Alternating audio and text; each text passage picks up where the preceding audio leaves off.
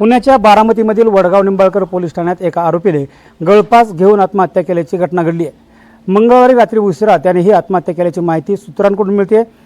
रवींद्र आनंदराव गारडी असं आत्महत्या केलेल्या 55 वर्षीय आरोपीचं नाव आहे। एका 13 वर्षाच्या अल्पवयीन मुलीवर अत्याचार प्रकरणात वडगाव निंबाळकर पोलिसांनी रवींद्र गारडी याला शनिवारी अटक केली होती। न्यायालयाने त्याला 5 दिवसाची पोलीस कस्टडी सुनावली होती आणि याच दरम्यान काल रात्री उशिरा या आरोपीने पोलीस ठाण्यातच पॅन्टच्या सहाय्याने गळफास घेत आत्महत्या केल्याची माहिती समोर येते। याबाबत मिळालेल्या माहितीनुसार वडगाव निंबाळकर पोलीस स्टेशनच्या हद्दीमध्ये 13 वर्षाच्या अल्पवयीन मुलीवर 55 वर्षाच्या व्यक्तीने लैंगिक अत्याचार केले होते। रवींद्र आनंदराव गारडी असं त्या व्यक्तीचं नाव होतं। या प्रकरणी पीडित मुलीच्या आईच्या तक्रारीवरून वडगाव निंबाळकर पोलीस ठाण्यामध्ये पोस्को अंतर्गत गुन्हा दाखल करण्यात आला होता। गेल्या अनेक दिवसापासून रवींद्र गारडी हा त्याच्या नात्यातील अल्पवयीन मुलीवर अत्याचार करीत होता अशी माहिती समोर येते। यातूनच ती अल्पवयीन मुलगी गर्भवती देखील राहिली होती।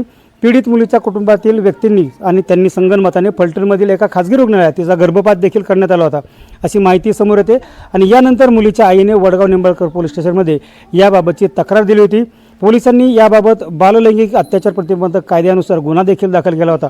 आरोपीने पोलीस ठाण्यातच पॅन्टच्या सहाय्याने आत्महत्या केल्याची माहिती समोर येते। मात्र वडगाव निंबाळकर पोलिसांच्या माध्यमातून अद्याप तरी माध्यमांना याबाबतची कोणतीही माहिती देण्यास टाळाटाळ केली जाते। त्यामुळे या मृत्यूबद्दल आणखी शंका वाढलेल्या आहेत। नक्की ही आत्महत्याच आहे का आणखी वेगळा काय प्रकार आहे याबाबत आता लोकांमधून उलटसुलट चर्चा होताना पाहायला मिळत आहेत। पुण्याच्या बारामतीमधील वडगाव निंबाळकर पोलीस ठाण्यात एका आरोपीने गळफास घेऊन आत्महत्या केल्याची घटना घडली आहे।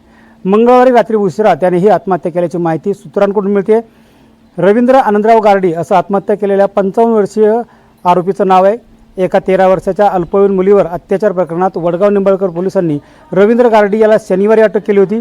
न्यायालयाने त्याला 5 दिवसाची पोलीस कस्टडी सुनावली होती आणि याच दरम्यान काल रात्री उशिरा या आरोपीने पोलीस ठाण्यातच पॅन्टच्या सहाय्याने गळफास घेत आत्महत्या केल्याची माहिती समोर येते। याबाबत मिळालेल्या माहितीनुसार वडगाव निंबाळकर पोलीस स्टेशनच्या हद्दीमध्ये 13 वर्षाच्या अल्पवयीन मुलीवर 55 वर्षाच्या व्यक्तीने लैंगिक अत्याचार केले होते। रवींद्र आनंदराव गारडी असं त्या व्यक्तीचं नाव होतं। या प्रकरणी पीडित मुलीच्या आईच्या तक्रारीवरून वडगाव निंबाळकर पोलीस ठाण्यामध्ये पोस्को अंतर्गत गुन्हा दाखल करण्यात आला होता। गेल्या अनेक दिवसापासून रवींद्र गारडी हा त्याच्या नात्यातील अल्पवयीन मुलीवर अत्याचार करीत होता अशी माहिती समोर येते। यातूनच ती अल्पवयीन मुलगी गर्भवती देखील राहिली होती।